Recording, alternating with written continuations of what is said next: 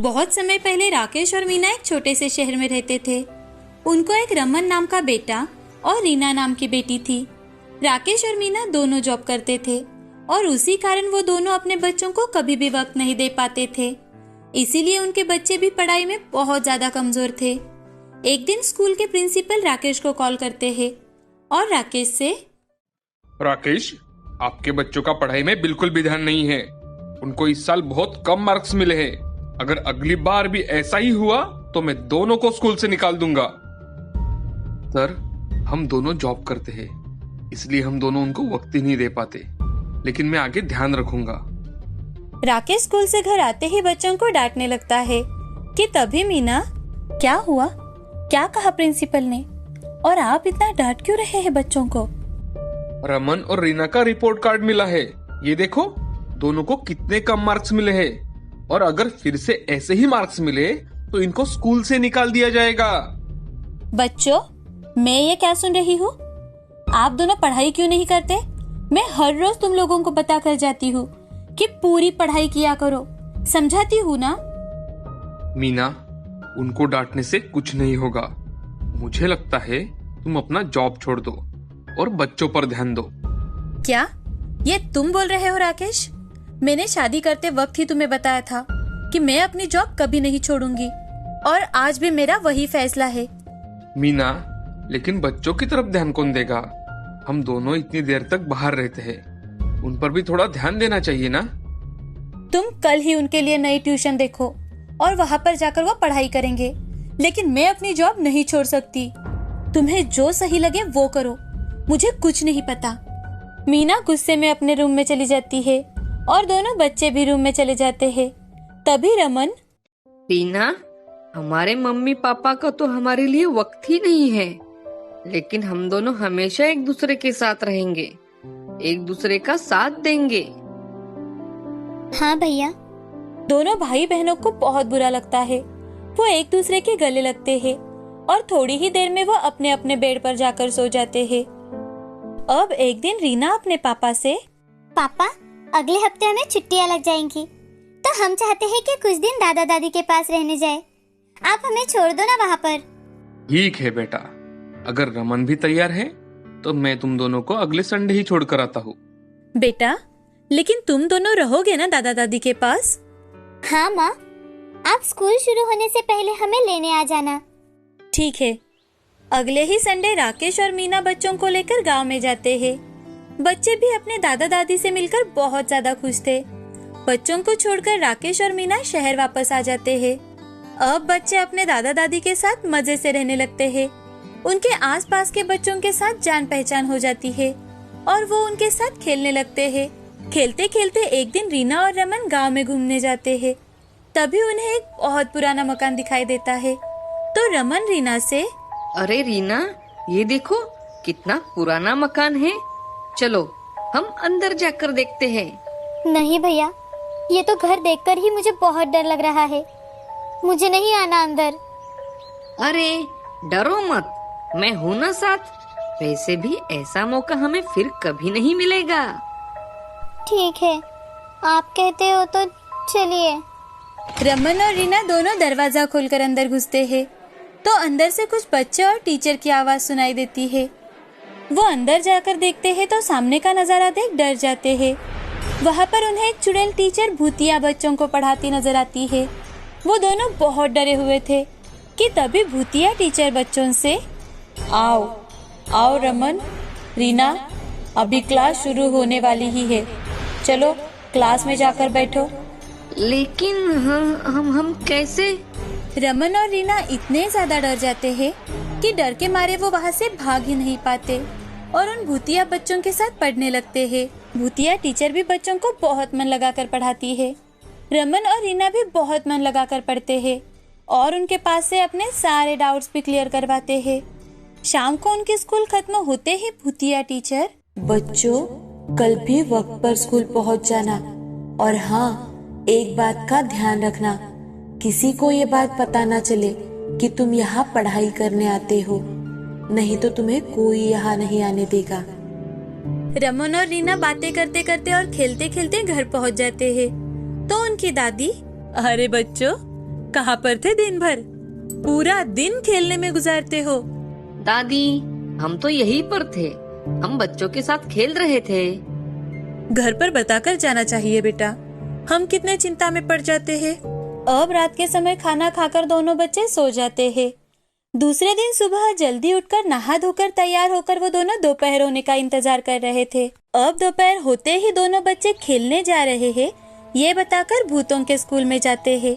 अब दोनों बच्चे हर रोज भूतिया स्कूल में जाने लगे और साथ ही साथ पढ़ाई भी करने लगे। एक दिन रीना, भैया ये तो भूतिया स्कूल है, लेकिन फिर भी यहाँ पर कितना अच्छा लगता है। और ये टीचर भी कितनी अच्छी पढ़ाती है। हाँ, मुझे भी पढ़ने में बहुत मजा आता है। लेकिन मुझे एक बात बताओ, तुम सब लोग भूत कैसे बन गए? एक दिन बहुत जोर की बारिश और हवा की वजह से स्कूल का छत गिर पड़ा और उसमें हम सबकी मौत हो गई। लेकिन हम आज भी अपने टीचर से पढ़ते हैं। ऐसे ही एक महीना बीत जाता है। अब बच्चों का शहर लौटने का वक्त आता है, तो वो भूतिया स्कूल में आकर बच्चों और टीचर से अलविदा कहते हैं। शहर जाते ही रमन और रीना का स्कूल फिर से शुरू हो जाता है। उनकी पढ़ाई में तरक्की देख उनके टीचर भी हैरान रह जाते हैं। हमेशा कम नंबर मिलने वाले रमन और रीना को इस साल सभी सब्जेक्ट में फर्स्ट नंबर मिला था। तो ये देख प्रिंसिपल राकेश और मीना को स्कूल में बुलाते हैं और उनसे, राकेश जी, आज मैं बच्चों की कंप्लेंट नहीं करूंगा, बल्कि मैं आपका धन्यवाद करना चाहता हूँ। जी सर, धन्यवाद? मैं कुछ समझा नहीं। अरे राकेश जी, एक महीने में आपके बच्चों ने इतनी तरक्की कर ली है कि हमें विश्वास नहीं हो रहा। जो मैथ्स का प्रॉब्लम हमारे टीचर सॉल्व नहीं कर पा रहे थे, वो आपके बच्चों ने सॉल्व कर दिया है। राकेश और मीना दोनों सोच में पड़ जाते हैं और बाहर आकर, राकेश, हमने तो अपने बच्चों की तरफ कभी ध्यान ही नहीं दिया। हमें तो वो कौन सी क्लास में पढ़ते हैं ये तक याद नहीं रहता। और ये सर, चलो कोई बात नहीं, कम से कम बच्चे पढ़ाई तो कर रहे हैं, अच्छी बात है। अब घर आते वक्त राकेश और मीना बच्चों के लिए आइसक्रीम और चॉकलेट्स लेकर आते हैं और बच्चों से प्यार से बातें करने लगते हैं कि तभी मीना, रमन, रीना, गांव में दादा दादी ने क्या जादू किया है तुम पर? प्रिंसिपल बहुत तारीफ कर रहे थे तुम दोनों की पढ़ाई की। लेकिन बच्चे उन्हें कुछ भी नहीं बताते। मीना उससे बार बार पूछती है, लेकिन वो कुछ भी नहीं कहते। अब रात के समय रीना और रमन दोनों बातें कर रहे थे। कितने अच्छे दोस्त और टीचर थे वहाँ पर। उन्होंने हमें इतना इजी तरह से सिखाया कि हम पढ़ाई में अव्वल आने लगे। हाँ ना रीना, मम्मी पापा को हमारे लिए वक्त ही कहाँ होता है। अब कुछ दिन यूं ही बीत जाते हैं। एक दिन मीना घर पर ही थी और तभी रमन और रीना बातें कर रहे थे। वो बातें ऐसी वैसी नहीं कर रहे थे, तो वो अपने भूतिया स्कूल की यादें याद कर रहे थे। तो वो सारी बातें मीना सुन लेती है। भूतिया स्कूल का नाम सुनते ही वो बहुत ज्यादा डर जाती है। उसके तो हाथ पांव कांपने लगते हैं। अब वो बड़ी हिम्मत के साथ राकेश और रीना के सामने जाकर उनसे, क्या तुम लोग कौन से भूतिया स्कूल के बारे में बात कर रहे हो? रीना, रमन, बताओ मुझे। अब रीना और रमन मीना को सारी बात बताते हैं। बच्चों, हमें माफ कर दो बेटा, हमने पूरी जिंदगी सिर्फ पैसा और पैसे के लिए नौकरी की, लेकिन तुम दोनों को जो प्यार चाहिए था वो कभी नहीं दिया, और वो भूतिया स्कूल से तुम लोगों को मिला। ये जानकर हमें बहुत बुरा लग रहा है। आज के बाद ऐसा कभी नहीं होगा। मैं हर रोज ऑफिस से जल्दी आया करूंगी, और इतना ही नहीं, तुम लोगों को पढ़ाऊंगी भी। अब फिर से छुट्टी आती है और राकेश अपने पूरे परिवार को लेकर गांव चला जाता है। जैसे ही दोपहर का समय होता है, बच्चे उस मकान की ओर जाकर देखते हैं तो वो मकान वहाँ से पूरी तरह से गायब हो जाता है। बच्चे यहाँ वहाँ गांव वालों से पूछताछ करने लगते हैं, तो वहाँ पर कोई ऐसा मकान था ही नहीं। ये बात उन्हें पता चलती है। ये बात सुन दोनों बच्चे उस भूतिया टीचर और अपने भूतिया दोस्तों को धन्यवाद देते हैं। अब राकेश अपने माँ पिताजी को भी अपने साथ शहर लेकर जाता है और सभी हंसी खुशी रहने लगते हैं। आज भी जब मैं उस दिन को याद करता हूँ तो मेरी रूह कांप उठती है। समझ नहीं आता कि जो भी मैंने देखा, क्या वो सच था या फिर कोई भ्रम। क्या आप भूत प्रेत पर विश्वास रखते हैं? अगर 10 साल पहले यही सवाल आप मुझसे करते तो मेरा जवाब ना होता, मगर उस रात मैं अपने एक दोस्त की शादी को अटेंड करने गांव जा रहा था। बस कंडक्टर को जब मैंने गांव का नाम बताया, वो थोड़ा चौंक सा गया और मेरी तरफ अजीब नजरों से देखने लगा। उसने मुझसे कहा कि यह गाड़ी उस रास्ते नहीं जाती, क्योंकि बारिश की वजह से वो रास्ता बंद हो चुका है और अगले स्टॉप पर उतर के मुझे पैदल जाना पड़ेगा। मेरे पास और कोई रास्ता नहीं था, सो मैंने टिकट ले लिया। रास्ता बड़ा ही लंबा था, सो मैं थोड़ी देर के लिए सो गया। लगभग रात के 10 बजे गाड़ी उस स्टॉप पर पहुंची और मैं बस से उतरने लगा, लेकिन तभी बस कंडक्टर ने मुझे रोका। वो मुझे वहां पर ना उतरने की विनती करने लगा। उसके कहे अनुसार वो रास्ता बड़ा ही निर्जन था, लेकिन पहले ही मुझे बहुत देर हो चुकी थी, इसलिए कंडक्टर को धन्यवाद देते हुए मैं बस से नीचे उतर गया। मैंने मुड़कर देखा तो कंडक्टर अभी भी मेरी तरफ देख रहा था, मानो जैसे उसे मेरी बड़ी चिंता हो रही थी। बस निकल गई और उस सुनसान रास्ते में अकेला रह गया मैं। बस के जाने के बाद वो रास्ता और भी सुनसान लगने लगा। अंधेरा काफी घना था और मेरे पास टॉर्च भी नहीं थी, सो मैंने अपने मोबाइल की लाइट ऑन की और जंगल के रास्ते की ओर बढ़ गया। मैं थोड़ी दूर चला था कि अचानक बारिश शुरू हो गई। मैंने अपना छाता निकाला और मोबाइल की धुंधली सी रोशनी में आगे बढ़ने लगा, लेकिन अचानक मेरे मोबाइल की टॉर्च बंद होने लगी। मेरा मोबाइल स्विच ऑफ हो गया। रह रहकर मुझे कंडक्टर की बातें याद आ रही थी। मैं अपने आप को कोसने लगा, काश मैंने उसकी बात मान ली होती, लेकिन अब मेरे पास कोई चारा नहीं था। मैंने हिम्मत बांधी और आगे बढ़ने लगा। तभी किसी लड़की की आवाज मेरे कानों पर आई। क्या आप गांव की तरफ जा रहे हैं? वो लड़की बहुत ही सुंदर थी। उसके बाजू में एक बूढ़ा सा आदमी हाथ में लालटेन लिए हुए खड़ा था। मैंने उसकी आंखों में देखा और मैं एकदम सहम सा गया। उसकी आंखें मुझे बड़ी अजीब ढंग से घूर रही थी। चलो बाबूजी, साथ में चलते हैं। बिना कुछ कहे मैं उनके साथ चलने लगा। मुझे एक बात बड़ी अजीब लगी। इतनी बारिश हो रही थी, लेकिन उनके पास छाता नहीं था। उस बूढ़े आदमी ने अपने पूरे बदन पर एक कंबल लपेट लिया था और वो लड़की तो बारिश में पूरी भीग चुकी थी। मैंने उसकी तरफ देखा। सच में वो बहुत ही सुंदर थी। जी आप चाहें तो मेरा छाता ले लीजिए।